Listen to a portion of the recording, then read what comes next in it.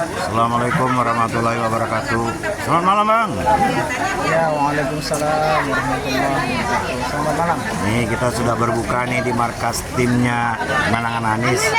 Gimana nih Bang suasana malam ini atau setelah hasil dari keputusan KPU Bang? Ya, tentunya kepada seluruh simpatisan, kepada seluruh relawan. Ya, kalau saya lebih suka sekarang ini nggak usah ada istilah lagi relawan ya. Lebih bagus pejuang. Nah, pejuang apa nih Bang? Pejuang perubahan dan pejuang perbaikan. Tentunya kemarin kan katanya pejuang demokrasi ya, benar? Pejuang demokrasi. Demokrasi ya. Pejuang Nah, Abang kan paling sering nih berorasi baik di KPU maupun di DPR. Ini sampai saat ini kira-kira apa yang menjadi pemikiran pemahaman Abang sampai sekarang ini Bang? Baik. Tadi saya lanjutkan ya. Ya.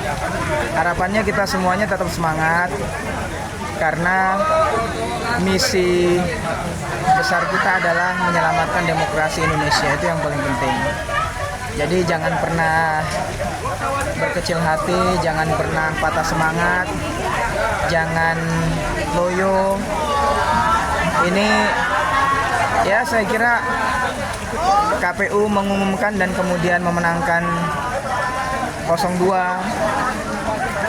Ya saya kira itu justru menjadi motivasi gerakan buat kita semuanya, karena kita juga paham bahwa ada proses yang bermasalah yang sering kita sebut dengan kecurangan. Ini yang penting harus dikawal oleh semua kita. Nah, kita harus apresiasi kawan-kawan dari tim hukum nasional. Insya Allah juga nanti mungkin teman-teman dari tim hukum 03 ya, itu akan mengajukan gugatan ke Mahkamah Konstitusi. Ya kita support karena itulah prosedur konstitusional yang harus dilalui. Ya sekarang ini benar bahwa KPU sudah mengumumkan siapa yang menjadi pemenang atau siapa yang mendapatkan perolehan suara terbanyak, yaitu paslon 02 ya. Tapi kan keputusan KPU itu nanti kita harus menunggu dulu bagaimana hasil putusan Mahkamah Konstitusi. Karena bisa saja keputusan Mahkamah Konstitusi kemudian membatalkan atau kemudian menganulir, kira-kira begitu ya. Atau, jadi masih ada harapan nih Bang di... Oh iya, masih ada harapan. Masih sangat besar. Perjuangan itu tidak akan pernah berhenti. Dan untuk masalah di MK ini berapa lama nih Bang? Nah itu saya belum tahu pastinya. Ya makasih Bu. Kita ikuti aja ya. Nanti kita update informasinya dari teman-teman tim hukum nasional. Ya jalur litigasinya kita serahkan kepada mereka lah, para expert kan. Kalau kita ini cukup membackup dari luar saja. Dan kalau masalah angket yakin nih mau dilaksanakan atau gimana Bang? Kalau menurut ya harus. Hak angket itu sangat penting sebagai hak konstitusional juga dari para anggota DPR. Dan anggota DPR juga ini kan wakil rakyat. Jadi kalau rakyat kemudian mendorong supaya segera digulirkan angket, harusnya segera. Karena itulah harapan kita juga, sehingga nanti bisa mengungkap dugaan-dugaan ya. Dugaan-dugaan kecurangan, pelanggaran selama pemilu. Yang mestinya kalau saya sih berbicara angket ini sebenarnya harusnya semua anggota DPR mendorong itu, bukan hanya partai-partai politik tertentu saja, semuanya.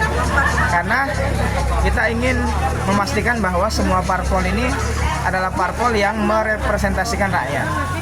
Dan harusnya rakyat, tanpa lagi memandang 01, 02, 03, semua elemen harus mendorong itu.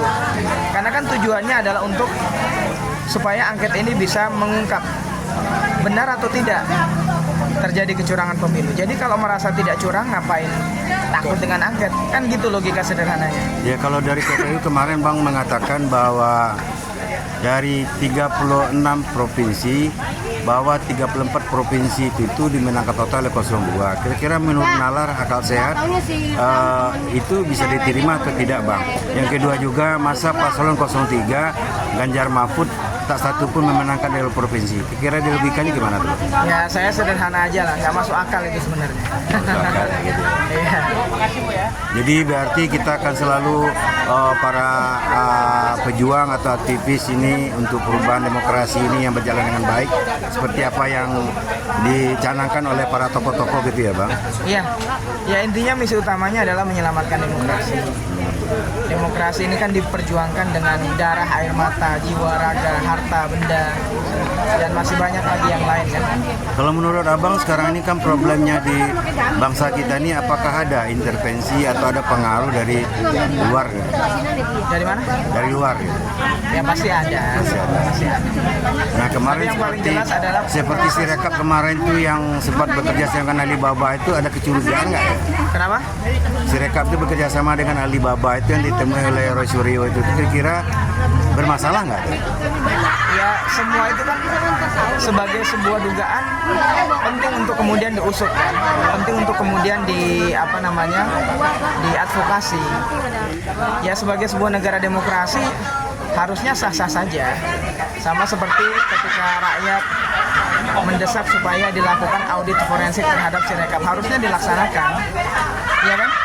Ya itu hak rakyat. Kenapa? Karena Sirekap itu diadakan dengan uang negara, uang rakyat, ya kan, yang diambil dari rakyat, dari pajak rakyat, untuk kemudian mengadakan itu, dan nilainya tidak sedikit. Ya harusnya sih, harusnya bisa dipertanggungjawabkan, kan gitu.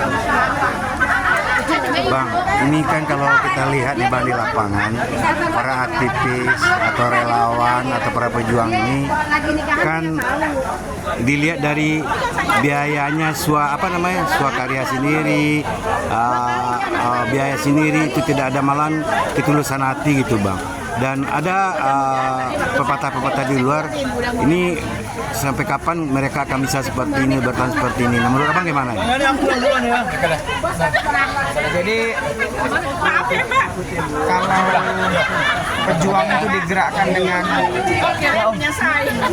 Jadi kalau pejuang itu digerakkan dengan nurani, dengan keikhlasan, dengan akal pikiran yang sehat, ya pasti mereka akan terus berjuang.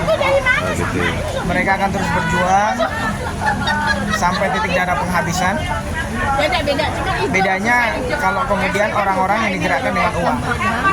Nah, sebagai pesan-pesan Abang nih buat semua pemirsa yang melihat ini apa, Bang, untuk kedepannya? Singkat saja, tetap semangat, tetap solid, perjuangkan demokrasi ini sampai benar-benar tegak. Jangan biarkan siapapun, hatta itu sekalipun itu adalah presiden, jangan biarkan siapa saja yang kemudian merusak demokrasi. Siapa saja yang merusak demokrasi adalah lawan kita. Artinya bahwa situasi hari ini ya direspon secara bijak saja, tenang, ya kan? Jangan tergesa-gesa, jangan terburu-buru, tetapi tetap mengkonsolidir diri untuk gerakan yang besar. Karena saya kira yang paling penting adalah ya Jokowi ini sudah keterlaluan. Ya people power lah, gerakan civil society secara masif, people power lah yang kemudian bisa mengubah ini semua. Itu aja saya kira.